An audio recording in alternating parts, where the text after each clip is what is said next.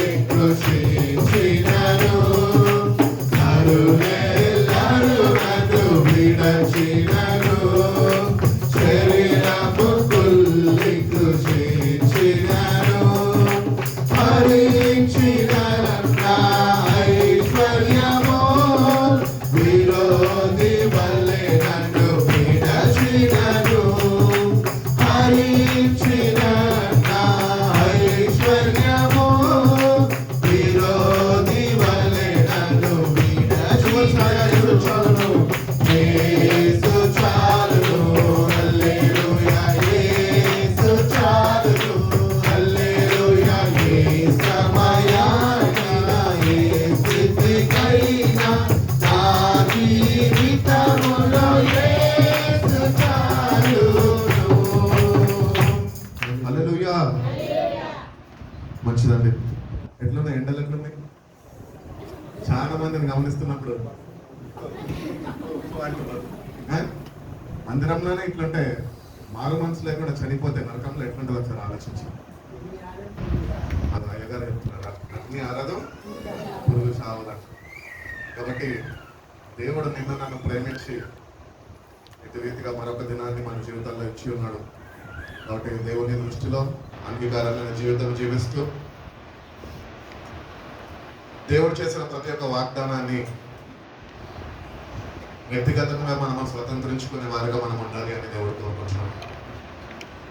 దేవుడు వాగ్దానాలు చేశాడు, అవి అందరి జీవితంలో ఎందుకు నెరవేర్చబడతలేదు అంటే అందరిలో కొందరే ఆ వాగ్దానాన్ని స్వతంత్రించుకుంటున్నారు. ఇంకా కొందరు జీవితంలో ఎందుకు ఆ వాగ్దానాలు నెరవేర్చబడతలేదు అంటే వాళ్ళ జీవితంలో మార్పు లేదు. క్రైస్తవుడికి కావాల్సింది ఒక మార్పు. దేవుడు నీ దగ్గర నుంచి నా దగ్గర నుంచి కోరుకుంటున్నది ఒక మార్పు. ఆ మార్పు నీ జీవితంలో నువ్వు చెందితే వాగ్దానాలు నీ జీవితంలో ఫలించడము ప్రారంభిస్తాయి. కాబట్టి ఈ మధ్యన చూసినట్లయితే సంఘాల్లో సేవకుల ద్వారా వాగ్దానాల్లో దేవుడు చెప్తున్నాడు, పలానా వాగ్దానము పలానా మాసంలో దేవుడు చేసి ఉన్నాడు అని మీరు విశ్వసించండి, దేవుడు మీ జీవితంలో జరిగిస్తాడని సేవకులు బోధిస్తున్నారు. మారు మనసు లేకుండా నువ్వు ఎంత విశ్వసించినా కూడా ఆ వాగ్దానము నీ జీవితంలో నెరవేర్పులోనికి రాదు.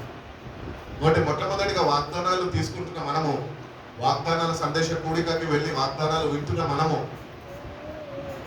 నిజంగా మార్పు మనకు ఉంటే కనుక ఆ వాగ్దానాలన్నీ నీ జీవితంలో దేవుడు నెరవేర్చడానికి ఇష్టపడుతున్నాడు. కాబట్టి మన జీవితంలో ప్రతి ఒక్క వాగ్దానము నెరవేర్చబడాలి అని దేవుని చిత్తమై ఉన్నది. All the promises in this book are mine. దేవుడు చేసిన ప్రతి ఒక్క వాగ్దానము ఈ గ్రంథంలోవి అవి నావి అని విశ్వసించి నిజమైన మారు మనసు నువ్వు చెంది నువ్వు దేవుని వైపు చూస్తే కనుక ప్రతి ఒక్క ప్రామిస్ దేవుడు చేసింది నీ జీవితంలో ఆయన ఫుల్ఫిల్ చేసే దేవుడై ఉన్నాడు. కాబట్టి మార్పు లేకుండా ప్రభువా నా జీవితంలో వాగ్దానం చేసావు, అది ఫుల్ఫిల్ చేయి ప్రభువా, నెరవేర్చు ప్రభువా అని మార్పు లేకుండా నువ్వు ఎన్ని ప్రార్థనలు చేసినా కూడా ఆ వాగ్దానంగానే మిగిలిపోతుంది, కానీ అది నీ జీవితంలో ఎన్నటికీ నెరవేర్చబడదు. కాబట్టి వాగ్దానం నెరవేర్చబడాలి అంటే మన జీవితాల్లో మార్పు కావాలి. మార్పు లేకుండా మా వాగ్దానము నెరవేర్చబడదు. కాబట్టి దేవుడు ఏదో చేసేస్తాడు, దేవుడు నీ జీవితంలో ఇది జరిగిస్తాడు, దేవుడు నీ జీవితంలో అది జరిగిస్తాడు, దేవుడు నామంలో మేము ప్రవచిస్తున్నాము, ఇది పొందుకో, ఇది అవునుగాక ఇట్లా ప్రకటిస్తుంటే ప్రకటించేలా సంగతి పక్కకు పెట్టండి, కానీ పొందుకుంటారు నీ సంగతి ఏంటి? మార్పు లేకుండా ఎన్ని ప్రార్థనలకు పోయినా కూడా దేవుడు ఏమాత్రము నిన్ను అంగీకరించలేదు. దేవుడు నిన్ను అంగీకరించలేక నీ పరిస్థితుల్లో నువ్వు ఉంటుంటే కనుక ఏ వాగ్దానం కూడా నీ జీవితంలో నెరవేర్చబడదు. మొట్టమొదటిగా వాగ్దానాలు మన జీవితంలో నెరవేర్చబడాలంటే మొట్టమొదటిగా మనకి తగిన సిద్ధపాటు ఉండాలి, సిద్ధపడాలి. సిద్ధపడకపోతే ఐఏఎస్ ఐపీఎస్ ఎగ్జామ్స్కి సిద్ధపడతారు కదా అందరు. సిద్ధపడకుండా ఎవరైనా వెళ్ళమంటే వెళ్తారా రాయడానికి? అసలు పేపర్ ఏముంటుందో, పేపర్లో ఏం క్వశ్చన్స్ వస్తాయో, ఎట్టి రీతిగా వాటిని అటెంప్ట్ చేయాలో మనకు తెలియాలి. అందుకనే ప్రిపరేషన్ అనేది మనకు కావాలి. సో దేవుని సన్నిధికి వస్తున్నప్పుడు ప్రతిసారి we have to prepare our cells. దేవా నన్ను సిద్ధపరిచయ్యా, నీ వాక్యము వినబోతుండగా నీ వాక్యాన్ని నా హృదయంలో నేను స్థిరపరచుకునే వాడిగా అటు సిద్ధపాటు నాకు అనుగ్రహించు అని దేవుడు నేను అడగాలి. దేవుడు నేను అడిగినప్పుడు వింటున్న దేవుని వాక్యము దేవుడు నీ జీవితంలో నీ హృదయంలో దాన్ని స్థిరపరచడానికి ఆయన ఇష్టపడే దేవుడై ఉన్నాడు. సిద్ధపాటు లేకుండా ఎన్నిసార్లు నువ్వు వచ్చి ఈ వాక్యాలన్నా కూడా అది నీకు ఏమాత్రమూ ప్రయోజనకరంగా ఉండదు, అది నీకు ఆశీర్వాదకరంగా ఉండదు. అందరూ వస్తారు, సిద్ధపడిన వాళ్ళు వాక్యం వింటారు, వాళ్ళ జీవితంలో వాళ్ళు వర్ధిల్లుతూ ఉంటారు. కానీ కొంతమంది వస్తూ ఉంటారు, వింటూ ఉంటారు, కానీ వాళ్ళ జీవితంలో వర్ధిల్లలేని వారిగా వాళ్ళు ఉంటుంటారు. ఎందుకంటే they don't have certain preparation. దేవుడి దగ్గరకు వస్తున్నప్పుడు క్యాజువల్గా వస్తారు, క్యాజువల్గా వెళ్ళిపోతారు. క్యాజువల్స్ వేసుకొని ఆఫీస్కి రాణిస్తారు, రానియారు. ఎంఎన్సీ కంపెనీస్లో ఈ మధ్యన కొద్దిగా ట్రెండ్ మారింది, కానీ ఫార్మల్స్ మెయింటైన్ చేయాలి. ఎందుకంటే ఆఫీస్ ఫ్లోర్లో నువ్వు మెయింటైన్ చేయాలి దాన్ని. అటు రీతిగానే దేవుని దగ్గరకు వస్తున్నప్పుడు కూడా కొన్ని నియమ నిబంధనలు దేవుడు పెట్టి ఉన్నాడు, అవి నువ్వు పాటించాలి, అవి అనుసరించాలి. ఆ ప్రకారము నడుచుకుంటుంటేనే దేవుడు చేసిన ప్రతి ఒక్క వాగ్దానము నీ జీవితంలో నెరవేర్పులోనికి ఆయన తీసుకొస్తాడు. ఈరోజు దేవుడు మన జీవితంలో వాగ్దానము చేస్తే అది నెరవేర్చబడాలి అంటే బ్రదర్స్ వాగ్దాన సందేశకుడిగా జోషువా అన్న తీసుకుంటున్నప్పుడు చెప్తూ ఉంటాడు ఏమనంటే, మీరు విశ్వసించండి, ప్రార్థన చేయండి, దేవుడిని అడగండి, దేవుడు ఇచ్చేస్తాడు, దేవుడు మీ జీవితంలో జరిగిస్తాడు. ఆయన సిద్ధపడ్డాడు, సంఘంకి వాగ్దానం అందించాలని దేవుడి దగ్గర కనిపెట్టాడు, అది వచ్చి ప్రకటించాడు, అది బోధించాడు. కానీ విన్న మనము తగిన సిద్ధపాటు లేకపోతే కనుక నీ జీవితంలో వాగ్దానం నెరవేర్చబడదు. కానీ బోధించిన వారి జీవితంలో అది నెరవేర్చబడుతుంది. ఎందుకు తెలుసా? వాళ్ళకి తగిన సిద్ధపాటు ఉన్నది. వాళ్ళు దేవుని దగ్గర వేచి ఉన్నారు. వాగ్దానాలు ఇంతకాలం తీసుకున్నారు కదా, ఇంతకాలము తీసుకున్న వాగ్దానాల నిమిత్తము ఆ వాగ్దానము ఎత్తిపట్టి దేవుని సన్నిధిలో వేచి ఉన్నాం. అనుభవం నీకు ఉంది కదా. వాగ్దానం ఇప్పుడు ఇవ్వబడ్డది అనుకోండి, మీకు ఆ వాగ్దానం తీసుకుని ఏం చేస్తాము? ఫస్ట్ నాకు వచ్చి చూపిస్తారు, అన్న నాకు ఇది వచ్చింది అన్న. సరే మంచిదే, దేవుడు నీతో మాట్లాడతాడు, దేవుడు నేను ఆశ్రయిస్తాడు, దేవుడు దీవిస్తాడు, దేవుడు నడిపిస్తాడు, దేవుడు బలపరుస్తాడు అని ఆ వాక్య ప్రకారం ఎన్నో మాటలు మేము చెప్తూ ఉంటాం. నా ప్రశ్న ఏంటంటే, ఆ వాగ్దానము తీసుకొని ఇంటికి వెళ్ళిపోయినాక వాగ్దానము దేవుడు నీతోనే చేశాడు కదా, ఆ వాగ్దానం నిమిత్తము నువ్వు మోకరించి ప్రార్థన చేసి, ప్రభువా ఇది నా జీవితంలో నెరవేర్చు అని దేవుని వైపు ఎప్పుడైనా చూసాం? అందుకనే మనం ఇవన్నీ చెయ్యం కాబట్టే మన జీవితాల్లో వాగ్దానాలు నెరవేర్చబడం. కాబట్టి మనం కూడా తగిన సిద్ధపాటు కలిగి, ప్రభువా ప్రతి ఒక్క వాగ్దానమునైనా స్వతంత్రించుకునే కృపను నాకు దయచేయి. ఎట్టి రీతిగా స్వతంత్రించుకోవాలో నువ్వు నాకు నేర్పించు అని ప్రభువుని అడగాలి. ప్రభువుని అడిగినప్పుడు ప్రభు సహాయము చేసేవాడై ఉన్నాడు. ఆయన పరిశుద్ధాత్మ ద్వారా నీకు సహాయాన్ని అందజేసే దేవుడై ఉన్నాడు. వాక్యముతో నిన్ను బలపరుస్తాడు, పరిశుద్ధాత్మతో నిన్ను స్థిరపరుస్తాడు. ఆ వాగ్దానము నీ జీవితంలో ఎట్టి రీతిగా నెరవేర్చబడాలో ఆయన నీకు నేర్పిస్తాడు. కాబట్టి ఈ వాగ్దానాలు తీసుకుంటున్న మనము వాగ్దానాలు నెరవేర్పుని చూడాలి మన జీవితాల్లో. Fulfilment of the promises of God in your life. అది లేకపోతే ఎన్ని ప్రామిసెస్ తీసుకొని కూడా అవి నీకు ఏమాత్రమో ప్రయోజనకరంగా ఉండదు, ఏమాత్రం నీకు ఆశీర్వాదకరంగా ఉండదు. కాబట్టి వాగ్దానాలు విశ్వసిస్తే సరిపోదు. బైబిల్ ఏం చెప్తుంది? విశ్వాసం గురించి ఏం చెప్తుంది? ఇంకా సండే స్కూల్ పిల్లల్లాగా చిన్న చిన్న వాక్యాలు చెప్పొద్దండి. వినటం వల్ల విశ్వాసం వస్తుందంట. మరి ఇప్పుడు ఇంతకాలం వింటున్నారు, ఏమొచ్చింది? ఏమి రాలేదు. క్రియలైన విశ్వాసము మృతము అని బయట చెప్తున్నారు. క్రియ కావాలి దేవునికి. Your faith should be put in action. వాగ్దానము దేవుడు చేశాడంటే దేవుడు నమ్మదగిన వాడు. అందుకనే బైబిల్ అంటూ ఉంటాడు, మీరు నమ్మదగిన వారు కానప్పటికీ నేను నమ్మదగిన వాడు. వాగ్దానం చేసిన దేవుడు నమ్మదగిన వాడు. ఆయన వాగ్దానం నీతో చేశాడు అంటే అది నీ జీవితంలో నెరవేర్చడానికి నీ వైపు చూస్తున్నాడు ఆయన. నువ్వే ఆయన వైపు చూసి ఆ నెరవేర్పుని పొందుకోలేకపోతున్నావు. అందుకని నీ జీవితం మార్చుకొని నేటి నుంచి ప్రభువా తీసుకుంటున్న ప్రతి ఒక్క వాగ్దానము అది నేను నెరవేర్చబడము నా జీవితంలో నేను చూడాలి ప్రభా. అట్టి రీతిగా అట్టి మనసు నాలో పుట్టించు నూతనముగా. ఆ వాగ్దానం స్వతంత్రించుకోవాలి ప్రభు. ఎట్టి రీతిగా స్వతంత్రించుకోవాలని నాకు నేర్పించు ప్రభు అని నువ్వు ప్రభుని అడిగినప్పుడు ప్రభు తప్పక ఆ వాగ్దానాన్ని నీ జీవితంలో నెరవేర్పులోనికి తీసుకొని వస్తుంది. కాబట్టి దేవుడు అంట చాలాసార్లు తన ప్రజలతోని తన బిడ్డలతోని వాగ్దానాలు చేసినప్పుడు వాళ్ళు ఆ వాగ్దానాలను స్వతంత్రించుకోకపోతే, లేకపోతే ఆ వాగ్దానాల మీద వాళ్ళు శ్రద్ధ వహించకపోతే దేవుడు ఏం చేస్తాడంట తెలుసా? నిన్ను తీసుకునేది నీ శత్రువులకు అప్పగిస్తాడంట.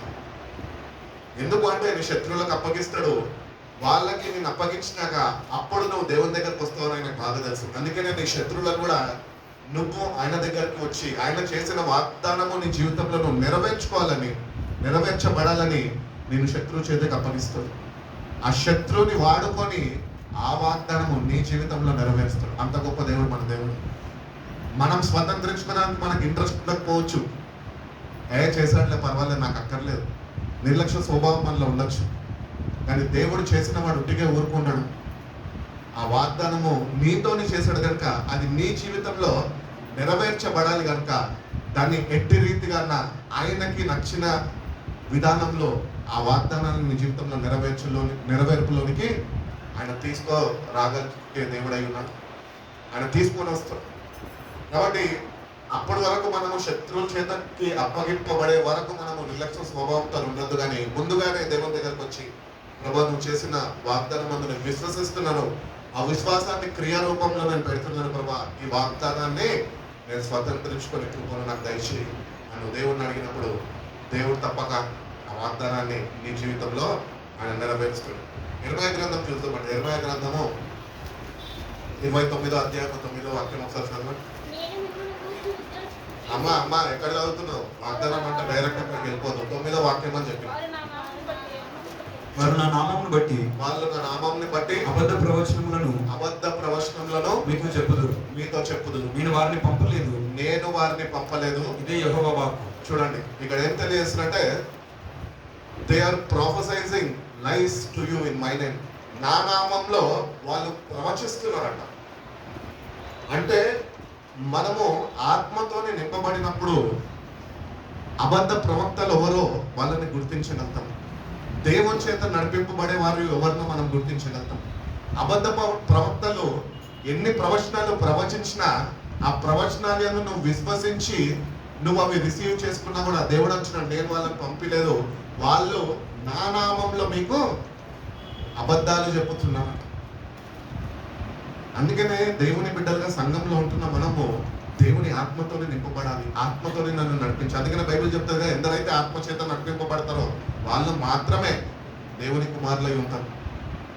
కాబట్టి ఆత్మతోనే నడిపింపబడి ఈ అబద్ధ ప్రవక్తలని మనం గుర్తించే వారుగా ఉండాలి. అపవాది కూడా వస్తాడు. అపవాది వచ్చి నేను అపవాదిని అని చెప్పాడు. వాడు వచ్చి నీలాగా మంచిగా నీ దగ్గరకు వచ్చి నేను కూడా ఒక పాస్టర్ని, నేను కూడా ఒక సేవకుడిని, యేసయ్య నిజమైన దేవుడు అని నిన్ను మభ్యపరుస్తూ నిన్ను మోసం చేస్తాడు. అందుకనే దేవుని ఆత్మతో నింపబడ. ఏ వాక్యము దేవుని ఆత్మ శక్తితోని బయలుదేరుతుందో ఆ వాక్యము కొరకు తగిన సిద్ధపాటు కలిగి మనం ఉండాలి. కాబట్టి ప్రవచనాలు చేస్తున్నప్పుడు పలానా వాళ్ళ దగ్గరికి వెళ్ళాను, నా జీవితంలో ఇది జరుగుతుందంట అని చెప్తూ ఉంటారు కొంతమంది. ఎందుకు అక్కడికి వెళ్తున్నావు? నువ్వు ఉన్నకాడ విశ్వాసం లేదా నీకు? మన క్రైస్తవ కుటుంబంలోనే కొన్ని సమస్యలను బట్టి కొన్ని పరిస్థితులు కూడా ప్రార్థనలకు పరిగెడుతూ ఉంటారు, ప్రార్థనలకి పరుగులు తీస్తూ ఉంటారు. పక్కన వాళ్ళకి ఫోన్ చేస్తారు, మా ఇంట్లో సమస్య ఉంది, మా కొడుకు మా మాట వింటలేదు, పలానా దైవజనుడు ఉన్నాడు, ఆయన దగ్గరికి వెళ్ళు. ఇది పాత నిబంధన కాలం కాదు, ఇది అక్కడ ఇక్కడ వెళ్ళడానికి కొత్త నిబంధన కాలం. ఇది ప్రభు రాకడ సమయంలో ఉంటున్నాము, ఆత్మ సంచరించే కాలంలో మనం ఉంటున్నాము. నువ్వు ఎక్కడ విశ్వసిస్తే అక్కడ దేవుడు నీతో ఉంటాడు. కాబట్టి నువ్వు పరుగులు తీయక్కర్లే, అబద్ధ ప్రవచనాల్ని నమ్మక్కర్లే, ఆత్మతో నింపబడు. ఎవరు అబద్ధ ప్రవక్తలు గుర్తించి దేవుడు తన పరిశుద్ధాత్మతోని ఏ బోధ అయితే సంఘానికి అందిస్తూ సిద్ధపరుస్తున్నాడో అటు బోధకి ఆకర్షితుడై ఆ బోధలను స్థిరపరచమని. ఎందుకంటే అబద్ధ ప్రవచనాలు మనుషులకు తప్పుదోవ పట్టిస్తాయి. దేవుని నామంలోనే ఉన్నారు సేవకులు, కానీ అబద్ధాలు మాట్లాడేట వాళ్ళు ఉన్నారు. వాక్యముగా చెప్పరు వాళ్ళు. దేవుడిని నమ్మకో, దేవుడిని జీవితంలో అన్ని మేలు చేస్తారు. అబద్ధం కాదా? అబద్ధమా కాదా? దేవుడిని నమ్మకో, దేవుడు నీ జీవితంలో మేలులతోనే నేను తృప్తిపరుస్తాడు. అబద్ధమా నిజమా? చెప్పు. వర్షిప్ లీడర్గా ఉన్నాను చెప్పు. అబద్ధమా నిజమా? నాకు ఆన్సర్ కావాలి, నాకు ఆప్షన్స్ వద్దు, ఆన్సర్. దేవుడిని నమ్మకుంటే కష్టాలన్నీ పోతాయి అంటారు. అబద్ధమా నిజమా? కొన్ని నోర్లు తెరవాలా వద్దా, ఇక్కడ ఇరుక్కోవద్దా మాట్లాడుతున్నారు. అబద్ధము. ఎందుకంటే ప్రభునే చెప్పాడు, ఏమని చెప్పాడు అసలు, ఈ లోకంలో మీకు శ్రమ అని చెప్పాడు. కాబట్టి ఇటు వారిని నమ్మద్దు, మనం ఇటు వారి యొద్దకు పోవద్దు. నీకుంటున్న విశ్వాసాన్ని పోగొట్టుకుంటే వాళ్ళ దగ్గరికి పోతాయి. నీ విశ్వాసాన్ని నువ్వు కాపాడుకోవాలంటే నువ్వు ప్రభుతోని గడుపు, వాక్యంతో చదువు, వాక్యాన్ని ధ్యానించు, ప్రభు సన్నిధిలో వేచి ఉండు. నీకు అనుగ్రహింపబడే విశ్వాసాన్ని నేను కాపాడుకుంటా ప్రభు అని ప్రభుకు చెప్పు. అంతేగాని ఇక్కడికి అక్కడికి వెళ్ళి ఉంటున్న విశ్వాసాన్ని, ప్రభు ఇచ్చిన విశ్వాసాన్ని నీ చేతులారా నీ నిర్లక్ష్య స్వభావంతో నువ్వు పోగొట్టుకోవద్దు. కాబట్టి దేవుడు ఆశీర్వదిస్తాడంటే దేవుడు ఆశీర్వదించడానికి నిన్ను పిలిచాడు. నువ్వు ఆశీర్వాదము పొందుకోవాలనే ఆయన నీ స్థానాన్ని కోరుకొని ఆయన శాపగ్రస్తుడిగా మారాడు. నీ శాపాన్ని ఆయన మీద, నీ దారిద్రతను ఆయన మీద వేసుకున్నాడు, నేను ధనవంతుడిగా చేశాడు. ప్రభుని నువ్వు కలిగి ఉన్న సమస్తము నీదే. ఈరోజు ప్రభుని కలిగి లేము కనుకనే లేమిలో ఉంటున్నాము. ఎప్పుడు ఏదో ఒకటి కావాలి, ఏదో ఒక వాంఛ. ఎందుకు ప్రభు ఉన్నాడు కదా, ప్రభు సరిపోవడం. మీ అందరికీ ఒక చిన్న ప్రశ్న అడుగుతా, ఈ లోకం మీకు కావాలా లేకపోతే ప్రభు మీకు కావాలా? నిజం చెప్పండి, దేవుని సన్నిధిలో హృదయాంతరంగా ఎరిగిన వారైన ప్రభునే కావాలి అన్నాడు. అంటే రీతిగా స్థిరమైన విశ్వాసంతో ఆయనకే అంటగట్టబడి ఉన్నాడు. ఆదివారం ప్రభు కావాలా, సోమవారం నుంచి శనివారం వరకు లోకం కావాలా అంటే కనుక ప్రభు అంటాడు నువ్వు నాకు వద్దు అంటాడు. అందుకనే ప్రభుని కలిగి జీవించాలి. మనం ప్రభుని మనం కలిగి జీవిస్తే సమస్తము మనకి దేవుడు అనుగ్రహిస్తాడు. ఎందుకంటే నువ్వు ప్రభువుకి నీ హృదయంలో నువ్వు ఆయనకి స్థానం ఇచ్చావు కనుక. బైబిల్ చెప్పొచ్చున్నది కదా, యోహాను సువార్త 1వ అధ్యాయంలో ఆయన వల్లనే సమస్తము కలగనేవు, ఆయన లేకుండా ఏదియో కలగలేదు. ఆయన వల్లనే సమస్తము కలిగిందంట. ఈరోజు నువ్వు ఏ అవసరతలో ఉన్నావు, అవసరత కన్నా ముందు ప్రభువుని నీ హృదయంలో చేర్చుకో. నీ అవసరతలనే తీర్చే దేవుడు ఆయన. చాలాసార్లు మనం చేసే పెద్ద పొరపాటు ఏంటి తెలుసా, ప్రభుని హృదయంలో చేర్చుకోమని ప్రభు దగ్గరకు వచ్చి ప్రభు ఇది నాకు చేసి పెట్టవా అని అడుగుతాం. మన జీవితంలో ఆయనకు స్థానం ఇవ్వమని ఆయన దగ్గర నుంచి సహాయం కోరుకుంటున్నాం. ప్రభు ఒకటే బాధపడుతూ ఉంటాడు, ఏంటంటే బిడ్డను నన్ను వచ్చి మాటి మాటికి ఇది కావాలి అది కావాలి అని నన్ను అడగక్కర్లేదు, కానీ నీ హృదయంలో నాకు స్థానం ఇస్తే సమస్తము నేను నీకు అనుగ్రహిస్తాను అంటున్నాడు. కాబట్టి నీ జీవితంలో దేవుడు నీ దగ్గర నుంచి కోరుకుంటున్నది ఏంటంటే ఒక స్థానం కోరుకుంటున్నాడు. అందుకనే ప్రకటన గ్రంథంలో ఉంటుంది కదా, హృదయం అనే తలుపు దగ్గర నిల్చొని ఎవరైనాను అంటే ఇంకెవరు లేరు వినేటోళ్ళు, ఎవరైనాను నా స్వరము విని తలుపు తీసిన ఎడల వస్తాడంట. ప్రభు యొక్క స్వరము వినడానికి సిద్ధపడు. గడబూర శబ్దము ఒకటి ధ్వనించబోతున్నాడు. మధ్యాకాశంలో గడబూర శబ్దం వినబడబోతుంది. దానికి తగిన సిద్ధపాటు నీకు ఉండాలి అంటే ముందుగానే నువ్వు ఆయన గొర్రెగా ఉండాలా, నువ్వు ఆయన స్వరాన్ని గుర్తించేవాడుగా నీ జీవితాన్ని సరిదిద్దుకోవాలి. నువ్వు సరిదిద్దుకుంటేనే దేవుడిని హృదయంలో నువ్వు చేర్చుకుంటే. కాబట్టి వాగ్దానాలు లేకపోతే ప్రవచనాలు లేకపోతే అద్భుత కార్యాలు సూచక్రియలు చేస్తున్నారు అంటే ఎక్కడికక్కడ పరుగులు తీయద్దు. ఉన్న కాడనే ప్రభు అనే పాపిని నన్ను దయతో క్షమించు, నిజమైన మారు మనసు నాకు అనుగ్రహించుకున్నాడు. దేవుడు నీకు మారు మనసు అనుగ్రహించకపోతే నీ అంతటా నువ్వు మారలేవు. దేవుడే మార్చాలి ఒక వ్యక్తిని, ఎవరిని మార్చలేదు. మా తల్లి నాకు జన్మనిచ్చింది. 10వ క్లాస్ నుంచి నా ఇంటర్మీడియట్ అయిపోయింది, గ్రాడ్యుయేషన్ అయిపోయింది. దాని తర్వాత బైబిల్ కాలేజ్కి మ్యూజిక్ టీంతో వెళ్ళాను. అక్కడి నుంచి మళ్ళీ వచ్చేసాను. అప్పటికి కూడా నా మార్పు కొరకు ప్రార్థన చేస్తున్నాను. కానీ దేవుని సమయం వచ్చినప్పుడు ఆ మార్పు అనేది నేను జీవితంలో నేను పొందుకున్నాను. కాబట్టి ఎవరిని మార్చలేమండి. నువ్వు మారాలి అంటే దేవునికి నీ జీవితాన్ని నువ్వు అప్పగించాలి. ప్రభు నన్ను మార్చు ప్రభు అని ప్రభుని అడగాలి. నువ్వు మారినప్పుడే, నీ జీవితంలో మార్పు చెందినప్పుడే ప్రతి ఒక్క వాగ్దానము నీ జీవితంలో నెరవేర్చబడుతుంది అని దేవుడు తెలియజేస్తుంది. కాబట్టి ఈ అధ్యాయంలో 29వ అధ్యాయంలో 11వ వాక్యం అందరికీ తెలిసిందే కదా. ఏమనుంటది? నేను మీ గురించి ఉద్దేశించిన సంగతులను నేను ఎరుగుదును రాబో కాలమందు కాదు, ఆయన ఎరుగుదును అన్నాడు. అది నువ్వు ఎరిగి ఉన్నావు. I have a plans to prosper you. నా ప్రశ్న ఈరోజు మధ్యాహ్నం కాలం ఏమి అందంటే, దేవుడు అంటున్నాడు నేను ఎరిగి ఉన్నాను నీ పట్ల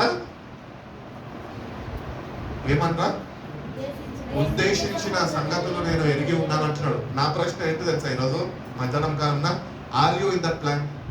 ఆ ప్లాన్ ఏంటో నీకు తెలుసా? God has a plan for you. ఆ ప్లాన్లో నువ్వు ఉన్నావా? ఆ ప్లాన్ ఏంటో నువ్వు తెలుసుకున్నావా?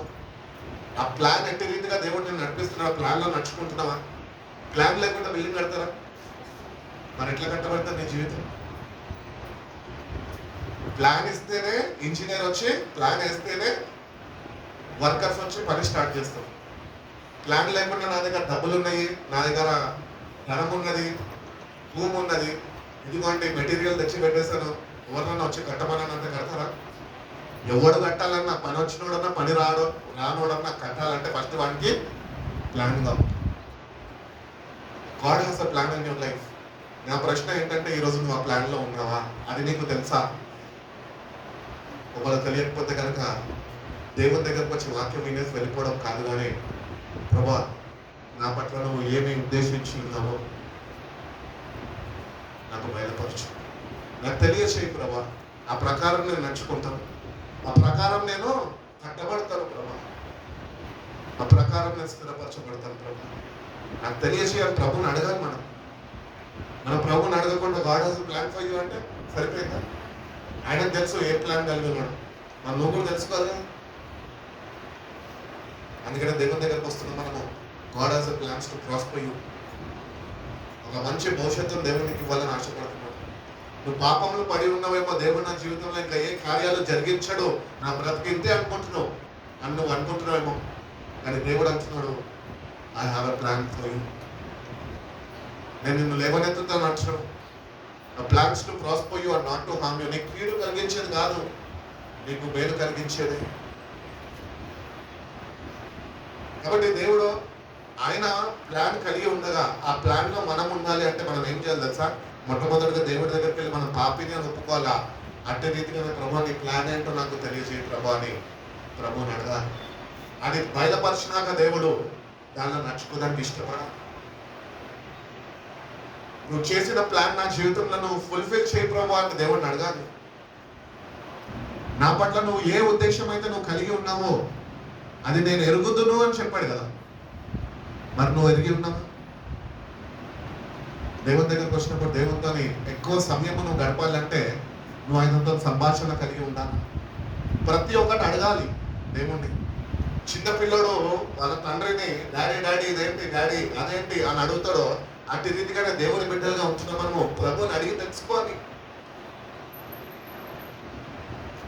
నీ పాపాలన్నింటినీ నువ్వు విడిచిపెడితే, నువ్వు నిత్యంగా ప్రభు వైపు తిరగగలితే దేవుడు ఆయన ఏ ప్లాన్ అయితే నీ పట్ల కలిగి ఉన్నాడో అది నీకు తెలియజేస్తాడు. అది నీ జీవితంలో నెరవేర్పులోనికి తీసుకొస్తాడు. ఇంకా పాపంలోనే పట్టబడుతూ పాపంలోనే జీవిస్తూ ప్రభా ప్లాన్స్లో నన్ను నడిపించు, నా పట్ల నువ్వు ప్లాన్ కలిగి ఉన్నావంట అని ప్రార్థన చేస్తే సరిపోదు. దేవుడు చేసిన ప్రతి ఒక్క వాగ్దానం నీ జీవితంలో నెరవేర్పులోనికి రావాలంటే మొట్టమొదటిగా నువ్వు పాపివని ఒప్పుకోవాలా. అట్టి రీతిగానే ఏ పాపంలో అయితే నువ్వు జీవిస్తున్నావో ఆ పాపం నుంచి నువ్వు బయటకు రావాలి. చాలాసార్లు ప్రార్థన చేస్తూ ఉంటాం. ఏమని ప్రార్థన చేస్తాం తెలుసా? ప్రభా ఈ భయంకరమైన పాపంలో నేను పట్టబడి ఉన్నాను ప్రభా, నన్ను విడిపించు అని ప్రార్థన చేస్తుంటాం. ప్రభు కానీ ఇక్కడికి వచ్చేసి స్టేజ్ మీదకి, అవునా ఫిలిప్పు ఇట్లున్నావా, ఇక్కడికి రా నన్ను ఇట్లా విడిపించాడు. మరి ఎట్లా విడిపిస్తాడు? ఫస్ట్ నువ్వు ఏ పాపంలో అయితే పట్టబడి ఉన్నావు పాపాన్ని నువ్వు అసహించుకోవాలి. దాన్ని అసహించుకునే మనసు నాకు దయచేయి ప్రభు అని ప్రభుని అడగాలి. ప్రభు నీకు అక్కడి మనసుని ఇస్తే అప్పుడు నువ్వు ఉంటున్న పాపాన్ని నువ్వు అసహించుకుంటే అప్పుడు నువ్వు ఆ పాపంని విడిచిపెట్టి బయటకు రాగలుగుతావు. అంతేగాని ప్రార్థన చేసినంత మాత్రమే ప్రభు నిన్న పాపం నుంచి విడిపించడం. ప్రభు నిన్ను చేయమని చెప్పలేదు. ఈ లోకంలో సావాసంతోనే నువ్వు పాపంలో పడిపోయావు కాబట్టి నీ తల్లిదండ్రులు నీకు నేర్పించలేదు. నీ స్నేహితులతోనే నువ్వు పాపంలో పడ్డావు కాబట్టి ఆ స్నేహితుల్ని ఆ పాపాన్ని నువ్వు విడిచిపెట్టడానికి ఇష్టపడి నువ్వు బయటకు రావాలి. నిన్ను నేను వేర్పరచుకోవాలి, ప్రభు యొద్దకు రావాలా. మనుషులందరూ ఎన్నో చెప్తూ ఉంటారు, నీ భవిష్యత్తు ఇట్లుండబోతుంది, నీ భవిష్యత్తు అట్లా ఉండబడుతుంది, నువ్వు రాబోయే రోజుల్లో ఇట్లుంటావు. దేవుడు ముందుగానే నీ గురించి ఆయన నీ ఫ్యూచర్ ఏంటో ఆయన ప్లాన్ చేసి పెట్టి ఉన్నావు. నువ్వు దేవుడి ప్లాన్లో నిలిచి ఉండడానికి ఇష్టపడుతున్నావా, లేకపోతే మనుషులు చెప్పే మాటల ప్రకారము నడుచుకోవాలని ఇష్టపడుతున్నావు? మనుషులు చెప్పే ప్లాన్స్ ప్రకారం నువ్వు నడుచుకొని, అశోక్ నెక్స్ట్ 2 years అయినాక నువ్వు యూకేకి వెళ్ళిపో, అక్కడ సెటిల్ అయిపో, మా కజన్స్ ఉన్నారు, అక్కడ మా వాళ్ళు చూసుకుంటారు, నువ్వు వెళ్ళిపో అక్కడికి, ఎట్లనో ఒకలాగా నేను సెటిల్ చేసేస్తారంటే అన్న చెప్పాడు కదా అశోక్ అక్కడికి వెళ్ళిపోయాడు అనుకో, ఏమవుతుంది అక్కడ తిప్పల పాలు అవుతాడు. ఫోన్ చేస్తే అన్న ఫోన్ కలవదు, అక్కడ ఎవరైతే సంప్రదించాలో వాళ్ళు దొరకదు. అనవసరమైన లేనిపోయి చిక్కు సమస్యల్లో పడిపోతుంది. మన జీవితాలు కూడా అంతే. మన సొంత నిర్ణయాలతోని, మన సొంత ఆలోచనలతోని ప్లాన్స్ వేసేసుకొని దేవుడిని పక్కకు పెడుతూ ఉంటాం మన జీవితాల్లో. అందుకనే జీవితంలో కష్టాలు ఎదుర్కొంటూ ఉంటాం. అందుకనే దేవుణ్ణి చేర్చుకొని దేవుని వైపు తిరిగి, ప్రభా నీ చిత్త ప్రకారం నన్ను నడిపించు, నువ్వు నా పట్ల ఏవైతే ఉద్దేశాలు కలిగి ఉంచో నాలో నెరవేర్చు ప్రభా అని ప్రభుని అడగాలి. నీకు ఇష్టమైన మార్గంలో నన్ను నడిపించు ప్రభు, నీ చిత్తము నాలో నెరవేర్చు ప్రభు అని దేవుని అడగాలి. We are here on this earth to do not our business but God's business. దేవుని యొక్క చిత్తము నెరవేర్చే వారుగా నువ్వు ఈ భూమి మీద ఉంటావు. నీ ఇష్టానుసారంగా నువ్వు జీవించడానికి కాదు. ఇప్పటి వరకు జీవించవేమో, దేవుడు అంటున్నాడు ఇప్పటికన్నా నా వైపు తిరుగు, నీ పట్ల నేను కలిగి ఉన్న ఉద్దేశాలు, సందేశాలు ఏవైతే ఉన్నాయో అవన్నిటిని నేను నీకు తెలియజేసి నీ జీవితంలో అవి నెరవేరుస్తాను అని దేవుడు తెలియజేస్తాను. కాబట్టి దేవుడు మన అందరి పట్ల మంచి ఉద్దేశాలు కలిగి ఉన్నాడు. God wants to bless you. అన్ని కోణాల్లో దేవుడు నిన్ను ఆశీర్వదించాలని ఆశపడుతున్నాడు. ఇది ఫైనాన్షియల్లీ కాదు. చాలా మంది దేవుని దగ్గరకు వస్తారు ఫైనాన్షియల్ బ్లెస్సింగ్స్ కోసం, ఉన్న ఊడగొట్టుకుంటారు. ఏదో నువ్వు దేవుణ్ణి నిత్యంగా ఆయన దగ్గరికి రాగలితే, ఆయన ఆశ్రయించగలితే, దేవా నేను నీ యొద్దకు వస్తున్నాను, నిజమైన పశ్చాత్తాప హృదయంతో నేను ఆశ్రయిస్తున్నాను, నీ యొద్దకు వచ్చాను ప్రభా, నన్ను యాక్సెప్ట్ చేసి నన్ను స్వీకరించుకో ప్రభా, నా జీవితాన్ని నువ్వు మార్చు ప్రభా అని దేవుడిని నువ్వు అడిగితే, నిజమైన మార్పు మనస్సాక్షితో నువ్వు రాగలితే, యథార్థ హృదయంతో నువ్వు ఆయన సన్నిధికి రాగలితే ఆయన నేను రిసీవ్ చేసుకుంటాడు. ఇప్పటి వరకు నువ్వు ఏ తప్పిదాలు చేసావు అవి వాటిని ప్రశ్నించడు, వాటికి లెక్క అడగడు. కానీ దేవుడు అంటున్నాడు నిజమైన మారు మనసు కలిగి నువ్వు వచ్చావు కనుక నీ పట్ల నేనున్న ప్లాన్స్ ఏవైతే ఉన్నాయో అవి నేటి నుంచే నీ జీవితంలో అవి నెరవేర్చుతాను అని నేను తెలియజేస్తాను. మనం కూడా దేవుడికి టైం ఇవ్వాలండి. దేవుడికి టైం ఇవ్వాలి. అపాయింట్మెంట్ కావాలంటే టైం తీసుకోవాలి. కానీ మన దగ్గర దేవుడి దగ్గర అపాయింట్మెంట్స్ ఏమక్కర్లేదు. నువ్వు ఆయనకి మొరపెడితే సార్ ఆయన నీకు ఉత్తరం ఇస్తాను చెప్తున్నాను. Is always waiting for your appointment. మనం దేవుడి యొక్క టైమింగ్ని గుర్తించాలి. మనుషుల కొరకు వాళ్ళ అపాయింట్మెంట్స్ కొరకు మనం వెయిట్ చేస్తూ ఉంటాం, కానీ దేవుని దగ్గర అది లేదు. మనకి ఎంత ధన్యకరమైన జీవితం. దేవుడే మనమైన సమయం ఇస్తామేమో అని మన వైపు చూస్తున్నాం. నువ్వు కానీ నీ జీవితంలో దేవుడికి సమయం ఇవ్వగలితే, దేవుడు తన ప్లాన్స్ నీ పట్ల ఏవైతే కలిగి ఉన్నాడో అవి నీకు తెలియజేసి నీ జీవితంలో వాటిని నెరవేర్చాలని ఆశపడుతున్నాడు. కాబట్టి దేవుడు మనందరి పట్ల మంచి ఉద్దేశాలు కలిగి ఉన్నాడు. 20 గ్రంథం 24వ అధ్యాయము 7వ వాక్యంలో ఒక మాట చెప్తుంటే చదవండి.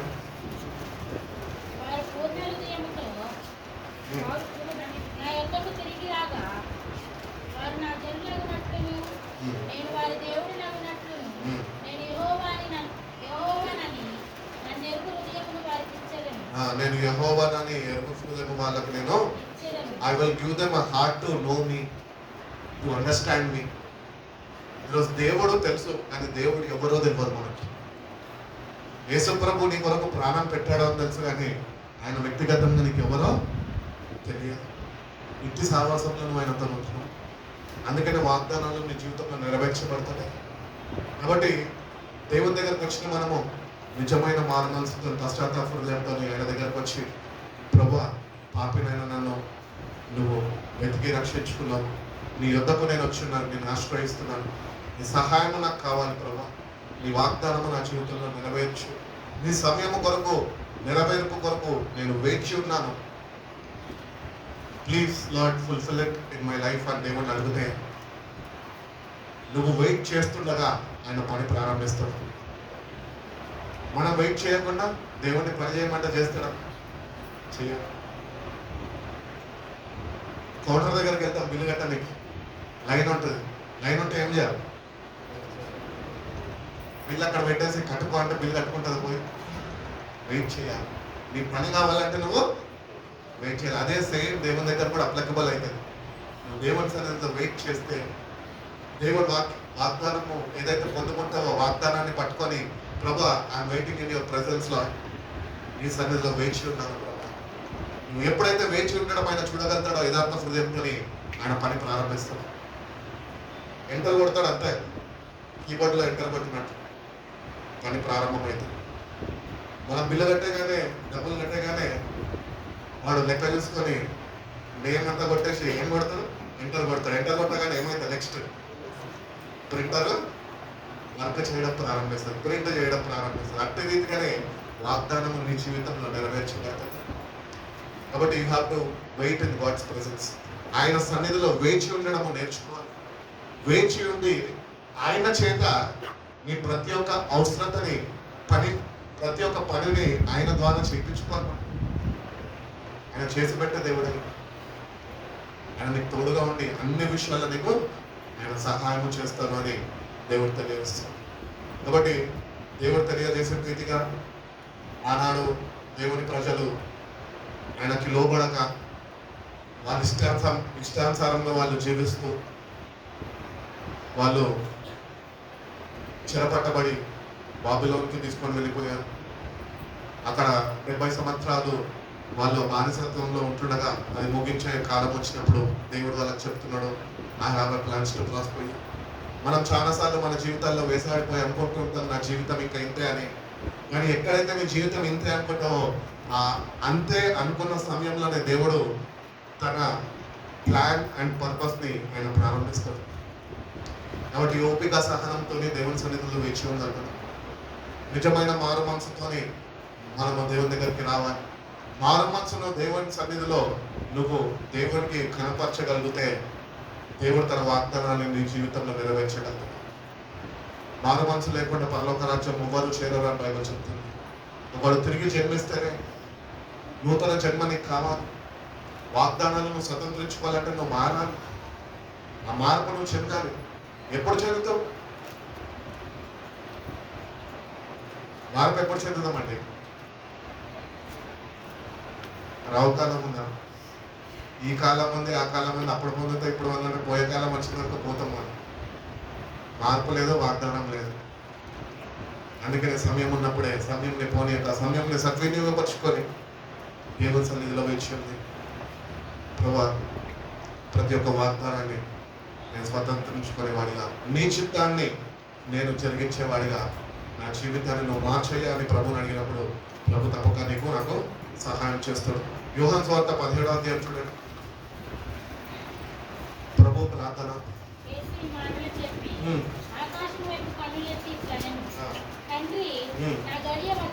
నా గడియ వచ్చి ఉన్నది, నీ కుమారుడు నిన్ను మహిమపరచుకున్నట్లు నీ కుమారుడిని నువ్వు మహిమపరచు. ఈరోజు సంఘంగా ఉంచినాము మనం, ఎక్కడ ఈరోజు దేవుని సన్నిధిలో ఉంచినామో, రక్షణ పొందుకున్నామో, దేవుని యొక్క మహిమలో మనం నిలిచి ఉంటున్నాము. ఇప్పుడు మహిమ నుంచి అధిక మహిమలోనికి మనము వాక్యము చేత ఆత్మ చేత నడిపింపబడాలి. ఆత్మ చేత వాక్యము చేత నువ్వు నడిపింపబడకపోతే మహిమ కాడనే నువ్వు మిగిలిపోతావు. మహిమలో నుంచి అధిక మహిమలోనికి నువ్వు వెళ్ళాలి. కాబట్టి యేసు ప్రభు వారు ఆ వాక్యం అంతా నేను చెప్పేస్తాను కానీ చదవద్దు. ఆ వాక్యంలో దేవుడు తండ్రి చిత్తాన్ని ఆయన జరిగించాడు. అటు రీతిగానే ఎందరినైతే తండ్రి ఆయనకి ఇచ్చి ఉన్నాడో వాళ్ళ నిమిత్తం అక్కడ ప్రార్థన చేసి ఉన్నాడు. ఆ ప్రార్థన చదువుతున్నప్పుడు యేసు ప్రభు ఇది ప్రార్థన చేశాడా, అది నా కోసము చేశాడా అని అనిపిస్తుంటుంది. నిజంగానే నీకోసమైన ప్రార్థన చేశాడు. ఆయన ఏమని ప్రార్థన చేశాడంటే మనం చూసుకున్నట్లయితే ఈ లోకంలో వారు ఉంటున్నారు, అనగా నువ్వు నాకు ఇచ్చిన నీ బిడ్డలు ఈ లోకంలో ఉంటున్నారు, నేను వాళ్ళ గురించి ప్రార్థన చేస్తున్నా అన్నాడు. అంతేగాని ఈ లోకం గురించి నేను ప్రార్థన చేస్తలేదు. ఉంటి వాళ్ళ గురించి ఆయన ఎందరైతే విశ్వసిస్తున్నారో వాళ్ళ గురించి ఆయన ప్రార్థన చేశాడు. ఏమని ప్రార్థన చేశాడంట? ఈ లోకంలో వాళ్ళు ఉంటున్నారు, ఈ లోకంలో దుష్టుడి నుంచి వాళ్ళని తప్పించు. ఈ లోకంలో నుంచి వాళ్ళని తీసివేయమని నేను ప్రార్థన చేస్తాను కానీ దుష్టుడి యొక్క చేతి నుంచి వాళ్ళని తప్పించు ప్రభు అని తండ్రికి మొరపెట్టుకుంటున్నాను. కాబట్టి దేవుని బిడ్డలుగా ఉంటున్న మనము ప్రతినిత్యము దేవునికి ప్రార్థన చేసేవారుగా మనం ఉండాలి. ఆ ప్రార్థన దేవుని చిత్తానుసారమైన ప్రార్థనగా ఉండాలి. ఈరోజు ప్రార్థనలు చేసుకుంటాం. క్రైస్తవ కుటుంబంలో పుట్టాము, చిన్నప్పటి నుంచి అలవాట ఏమని ప్రార్థన చేసుకోవడం. అమ్మ ఏం నేర్పిస్తుంది అదే ప్రార్థన ఈరోజు కూడా పెద్దోళ్ళు చేసుకుంటాం. ప్లేట్ దగ్గర అన్నం పెట్టుకున్నప్పుడు ఏ ప్రార్థన చేస్తారు అదే ప్రార్థనతో ముగిస్తారు క్రైస్తవులు. ఈరోజు ఒక వయసుకు వచ్చినాము, దేవుణ్ణి తెలుసుకున్నాము, రక్షణ పొందుకున్నాము, రక్తంలో కడగబడ్డాము. ప్రతిసారి ఆయనని జ్ఞాపకం చేసుకున్నట్టు మందిరానికి వచ్చి ఆయన చేసిన త్యాగాన్ని జ్ఞాపకం చేసుకుంటూ ఆయన శరీరాన్ని రక్తాన్ని మనము ఆశ్రయిస్తున్నాము. అది మనము దానిలో పార్టిసిపేట్ అవుతున్నాం. కాబట్టి మనం ఒకరు గుర్తించాలి. ఏంటి అంటే నీ చైల్డ్హుడ్ ప్రేయర్స్ వదిలేసి నువ్వు దేవుని చిత్తానుసారమైన ప్రార్థన చేసే వ్యక్తిగా నువ్వు ఉన్నావా? నీ ప్రార్థన, నువ్వు చేస్తున్న ప్రార్థన దేవుని చిత్తానుసారమైన ప్రార్థన? దేవుని చిత్తానుసారమైన ప్రార్థన చేయాలి అని ప్రభు ఈ ప్రార్థన మనకు నేర్పిస్తున్నాడు. తండ్రి చిత్తాన్ని నెరవేర్చడానికి మాత్రమే నేను వచ్చి ఉన్నాను. ఈరోజు రక్షింపబడ్డ మనము ప్రార్థన చేస్తున్నాం కానీ మన ప్రార్థనలు దేవుడు ఆలకించలేని వాటిగా ఉంటుందో ఎందుకు తెలుసా? అవి దేవుని చిత్తానుసారమైన ప్రార్థనలు ఏమాత్రము కాదు.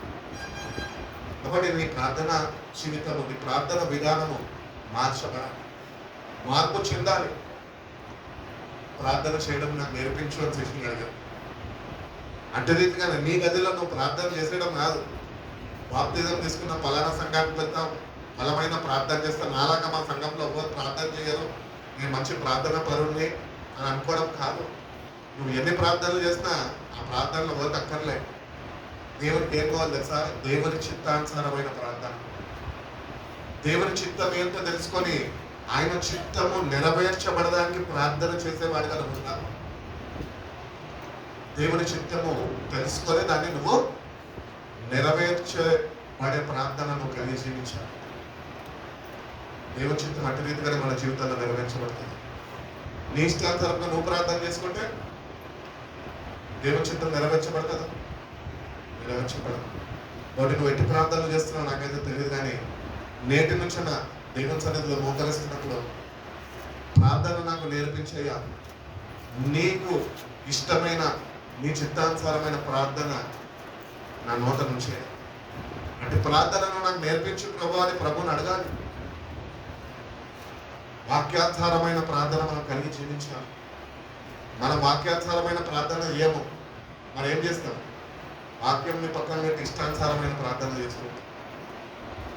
ఇంటి ప్రార్థనలు దేవుడు ఆలకించాడు. దేవుడు వాగ్దానాలను స్వతంత్రించుకోలేవు. ఆయన నీ జీవితంలో ఆ వాగ్దానాన్ని నెరవేర్చలేవు. దేవుని చిత్తానుసారమైన ప్రార్థనను చేసిన ఒక 2 నిమిషాలన్నా కూడా అది దేవుని చిత్తానుసారంగా ఉంటే కనుక దేవుడు తప్పక ఆ ప్రార్థనను ఆలకించి నీతో చేసిన ప్రతి ఒక్క వాగ్దానాన్ని నీ విశ్వాసాన్ని బట్టి అవి నెరవేర్చుతాం.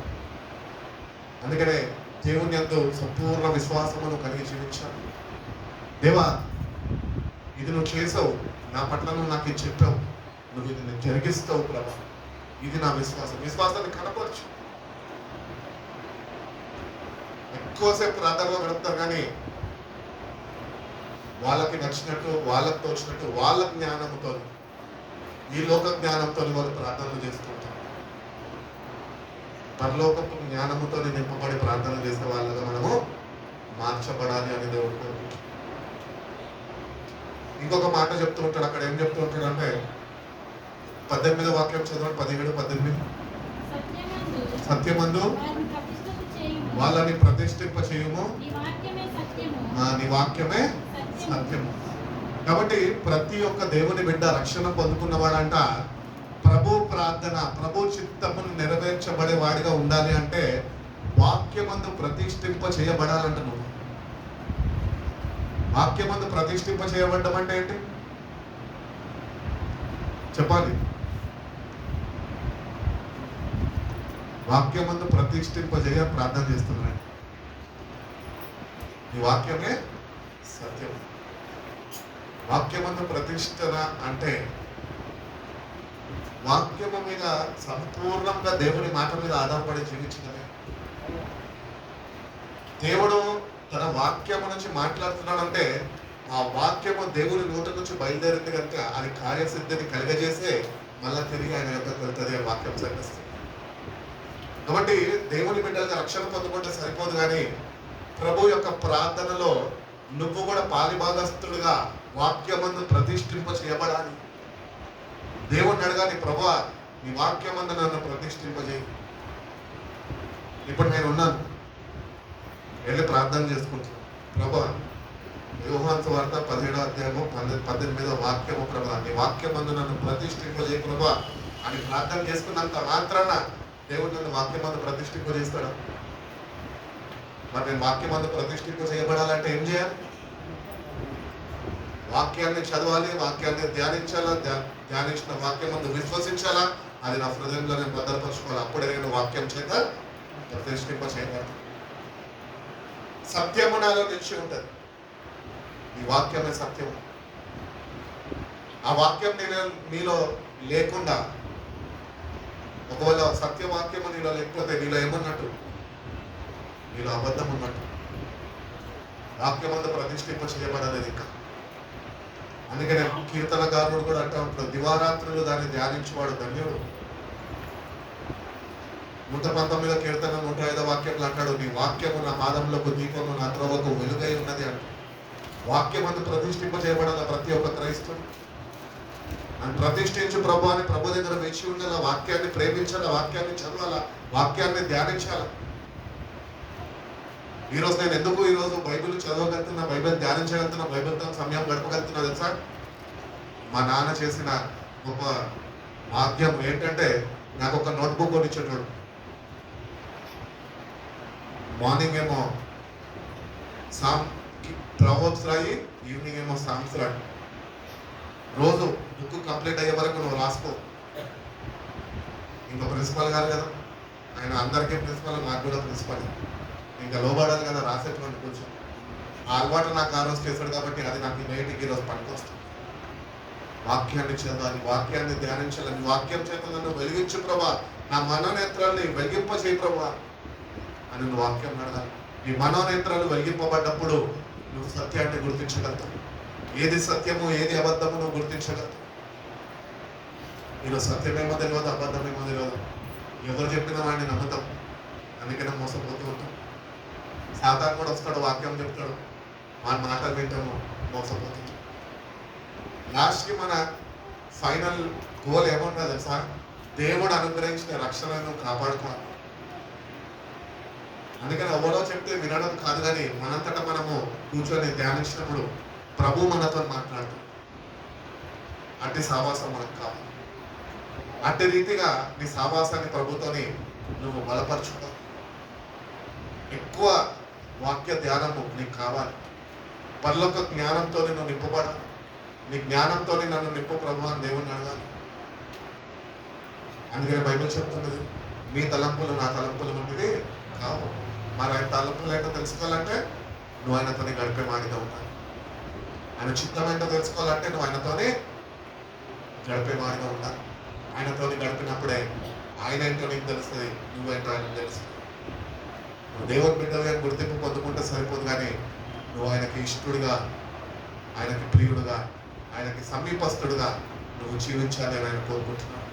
కాబట్టి వాక్యమందు నువ్వు నేను ప్రతిష్ఠింప చేయబడాలి అని దేవుడు కోరుకుంటున్నాను. కాబట్టి నేటికన్నా ప్రభు వాక్యం చదివేవాడుగా కాక ప్రభు సత్యాన్ని గుర్తించి ఆ ప్రకారము జీవించడం నాకు నేర్పించి ఈ వాక్యమందు నన్ను ప్రతిష్ఠించు ప్రభు అని ప్రతిదినము మనము ప్రభు దగ్గరికి వెళ్ళగలితే, ప్రభు దగ్గరికి వెళ్ళి సమయం గడపగలితే, మన సమయం వెచ్చించి ఆయనతోని కూర్చోగలితే ప్రభు నిన్ను వాక్యమందు ప్రతిష్ఠింపజేస్తుంది. ఒక వ్యక్తి నువ్వు ఇష్టపడిన వ్యక్తితో నువ్వు కూర్చోవాలంటే ఏం చేయాలి? టైం స్పెండ్ చేయాలి. ఇలా దేవుడిని ఇష్టపడుతున్నావు అంటే సరిపోదు, నువ్వు ఆయనతో కూర్చో, సమయం గడపాలి. అన్ని పనులు విడిచిపెట్టి దేవునితో గడిపేవాడిగా నీ జీవితం మార్చబడాలి. అప్పుడే వాక్యమందు నువ్వు ప్రతిష్ఠింపజేయబడతావు. అప్పుడే దేవుడు నిన్ను వాక్యమందు సత్యమందు నిన్ను స్థిరపరచగలరు. అప్పుడు నువ్వు ఎక్కడ మోసపోకుండా దేవుని వాక్యమే నీ జీవితంలో ఉంది కనుక, నీ హృదయంలో దాగి ఉంది కనుక, అది నువ్వు ఎక్కడ తప్పిపోకుండా అది నిన్ను ప్రతినిత్యము కాపాడుతూ ఉంటుంది అని దేవుని వాక్యం తెలియజేస్తుంది. 20వ వాక్యం చదువు ముగించేస్తుంది.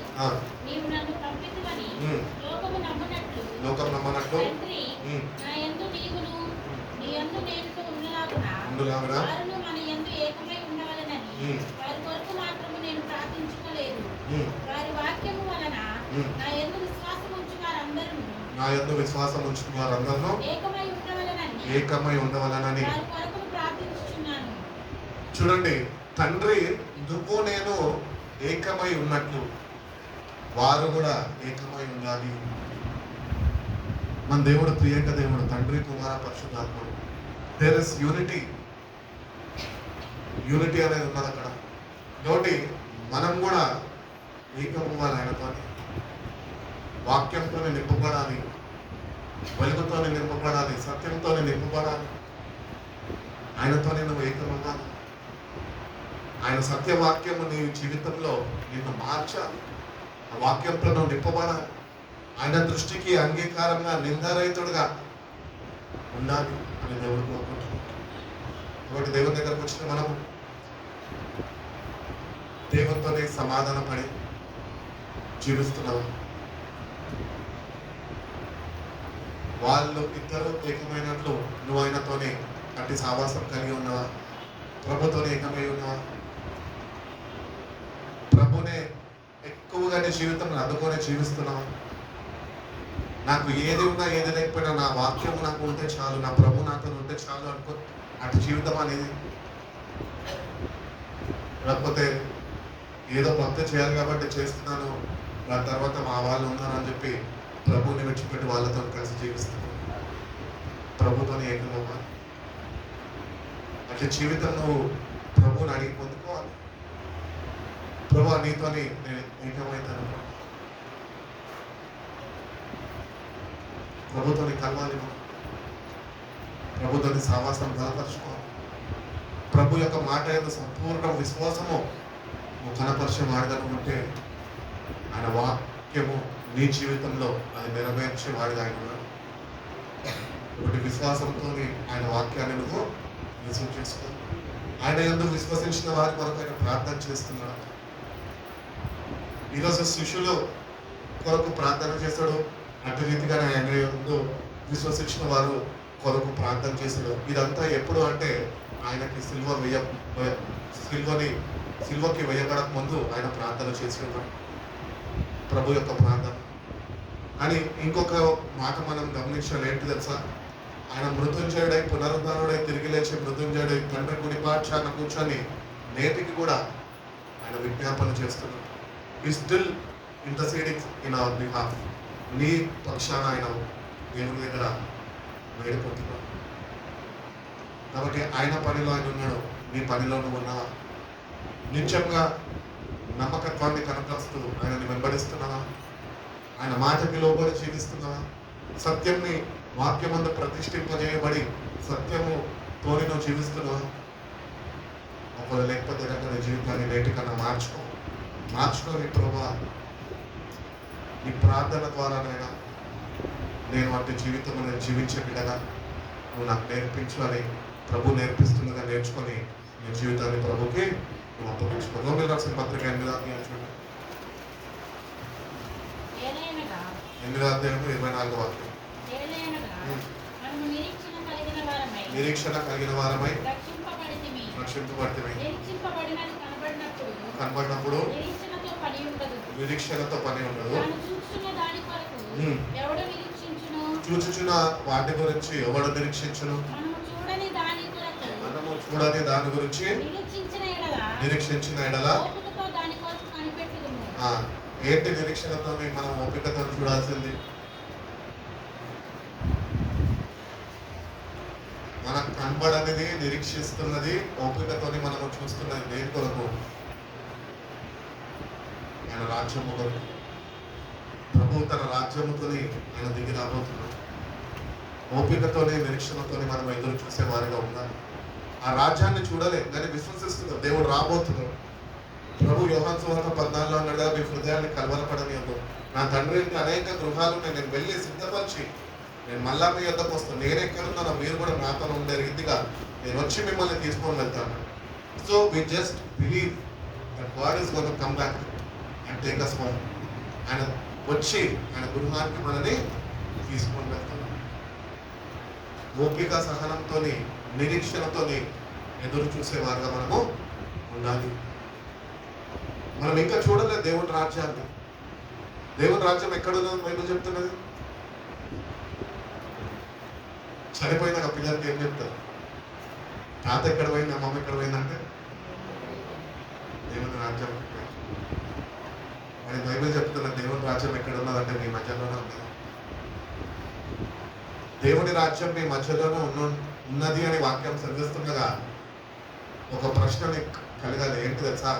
ఆ రాజ్యములో నేను ఉన్నానా? ఆ రాజ్యములో నేను జీవిస్తున్నానా? ఆ రాజ్యము మీ మధ్యలోనే ఉన్నది అని ప్రభు చెప్పాడు కదా. మన రాజ్యానికి సంబంధించిన వ్యక్తిని నానే, లేకపోతే లోక సంబంధిగా నేను ఉంటున్నాను? నువ్వు ఇంకా లోక సంబంధిగా ఉంటున్నావేమో. ఆయన రాజ్య సంబంధిగా నువ్వు మార్చబడాలి. ఆయన రాజ్యాన్ని నువ్వు ఇక్కడే అనుభవిస్తేనే నువ్వు పరలోక రాజ్యానికి నువ్వు చేరగలవు. కాబట్టి దేవుడు తెలియజేస్తున్నాడు, దేవుడి రాజ్యము కొరకు మనము నిరీక్షణతో ఎదురు చూడాలి. నిరీక్షణ కావాలి మీకు. అందుకని మీరు నిరీక్షణ లేని ఇతరుల వల్లే మీరు దుఃఖించద్దు. ప్రభు నన్ను ఆనందించే వారిని మనం ఉండాలి. ప్రభు నీ కొరకు నా కొరకు ప్రాణం పెట్టాడు. ఆయన మనం తిరిగి లేచాడు. మరణపు ముళ్ళుని విరగొట్టాడు. ఆయన తిరిగి నీ కొరకు రాబోతున్నాడు. నేను యుగ యుగాలు ఆయనతోని ఆయన నివాస స్థలంలో ఉంచడానికి, ఆయన నేను తీసుకువెళ్ళడానికి రాబోతున్నాడు. కాబట్టి దాన్ని బట్టి నిరీక్షిస్తూ సంతోషంగా మనం ఎదురు చూసేవారుగా, ఓపిక సహనం కలిగి ఆయన రాక కొరకు ఎదురు చూసేవారుగా మనం ఉండాలి. చదువుకుంటున్నాం.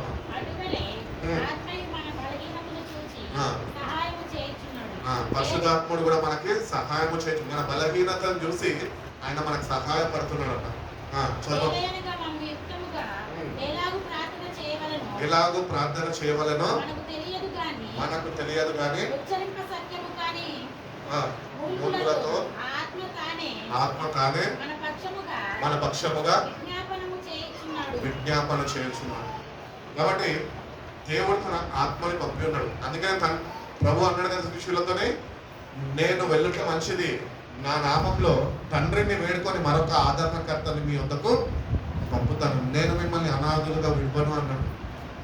కాబట్టి ఆదరణకర్త వచ్చాడు. ఈరోజు నువ్వు ఏమని ప్రార్థన చేయాలి నీకు తెలియదు, కానీ ఆత్మ తానే నీ పక్షాన ఉచ్చరించబడిన మూలులతో ఆయన ప్రార్థన చేస్తున్నాడు నీ పక్షాన. కాబట్టి మనకి ఏమి ప్రార్థన చేయాలో మనకు తెలియదు, పరలోక జ్ఞానం లేదు మనకి. అందుకని ఆయన సహాయపడుతున్నాడు మనకి, మన పక్షాన మన నిమిత్తాన ఆయన ప్రార్థన చేస్తున్నాడు. దాని కింద చదవం.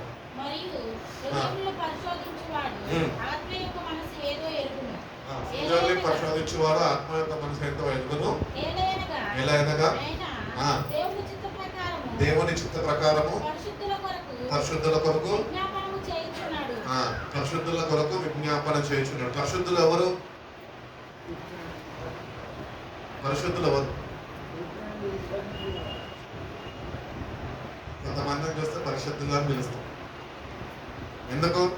వాళ్ళు ఎప్పుడు అట్లనే ఉంటారు. పరిశుద్ధులు ఎవరు అంటే పాపాన్ని విడిచిపెట్టి ఆ పాపిష్టి జీవితం నుంచి అడుగు బయటకు వేసి ఒక పరిశుద్ధమైన జీవితం ప్రభు కొరకు జీవించేవారు వాళ్ళు పరిశుద్ధులు. కాబట్టి పరిశుద్ధులు అంటే తెల్ల బట్టలు వేసుకొని అంగి వేసుకొని అయ్యగారు కాదు. పరిశుద్ధులు అంటే పాపాన్ని విడిచిపెట్టి పవిత్రపరచబడి ప్రభు కొరకు జీవించేవారు పరిశుద్ధులు. ఆ పరిశుద్ధుల కొరకట ఆయన ప్రతినిత్యము విజ్ఞాపన చేస్తున్నాడు. అంటే నువ్వు కూడా పరిశుద్ధులుగా మార్చబడాలి అని దేవుడు చిత్తమై ఉన్నారు. అందుకనే బైబిల్ చెప్తున్న పరిశుద్ధత లేకుండా దేవుడు ఎవరు చూడలేరు. ఒకటి పాపులని పరిశుద్ధులుగా మార్చడానికి ఆయన శాపగ్రస్తులుగా చేపట్టాడు. నిన్ను పరిశుద్ధులుగా చూడాలని ఆశపడ్డాడు. నువ్వు పరిశుద్ధులుగా జీవించాలని, ఆయన కొరకు పరిశుద్ధుడుగా నువ్వు ఉండాలని, పాపిష్టి లోకంలో పాపం అంటకుండా ఒక పరిశుద్ధమైన జీవితం నేటి నుంచి నువ్వు జీవిస్తావు. ప్రభు ఈ భూమి మీద ఉన్నప్పుడు కూడా లోకానికి ఒక సవాల్ ఇస్తున్నాడు, నాలో పాపం ఉందని ఎవరన్నా మీలో రుజువు చేయగలుగుతారా? పాపంతోనే ఉన్నాడు కానీ పాపం ఏమాత్రమైనా అంటించుకోలేదు. అంటే జీవితం మనం కూడా జీవించాలని ప్రభు కోరుకుంటున్నాడు. ఇప్పుడు వరకు నువ్వు ఏ పాపంలో ఉన్నావు దేవుడు అడుగుతలే. నేటి నుంచి ఉన్న నా కొరకు పరిశుద్ధమైన జీవితం నువ్వు జీవిస్తే ఆత్మ నీ గురించి విజ్ఞాపన చేస్తుంది. నీకు అనుగ్రహింపబడిన నన్ను రక్షణ కాపాడుకునే కృప నీకు అనుగ్రహిస్తుంది అని తెలియజేస్తుంది. చదువుకుంటున్నాను. దేవుని ప్రేమించే వారికి అనగా ఆయన సంకల్పం చొప్పున పిలువబడిన వారికి మేలు కలుగుటకై సమస్తము సమకూర్చబడి జరుగుచున్నవని ఎరుగుదుము. దేవుణ్ణి ప్రేమించు వారికి ఎవరు మీరు? దేవుణ్ణి ప్రేమించేవారు ఎవరండి? చెప్పండి. ముగించేస్తా, వాక్యం అయిపోయింది. ఆయన ఆజ్ఞలను పాటించేవారు, ఇంకా వాక్యాన్ని అద్దుకొని జీవించేవారు, దేవుణ్ణి ప్రేమించేవారు. దేవుణ్ణి ప్రేమించడం అంటే బైబిల్ చెప్తున్నది నా ఆజ్ఞలన్నీ గైకొని నా ప్రకారం నడుచుకోవడం. కాబట్టి వాక్యంలో దేవుడు తెలియజేస్తున్నాడు, దేవుణ్ణి ప్రేమించే వారికి సమస్తము సమకూర్చబడి మేలుకై జరిగిస్తారంట. If you are obedient to the word of God, God will bring every good gift for you. అన్ని ఎక్కడెక్కడైతే నీ కొరకు ఆయన దాచిన మేలులన్నీ ఉన్నాయో అవన్నిటిని ఆయన సమకూర్చి ఆయన మేలుకై జరిగిస్తాడు నీ జీవితంలో. అవి నీ జీవితంలో నెరవేర్చబడాలి అంటే నువ్వు మొట్టమొదటిగా దేవుణ్ణి ప్రేమించేవాడుగా, ఆయన మాటకి లోబడేవాడుగా, ఆ ప్రకారము జీవించేవాడుగా ఉన్నప్పుడే సమస్తము మేలుకే జరిగించబడతాయి.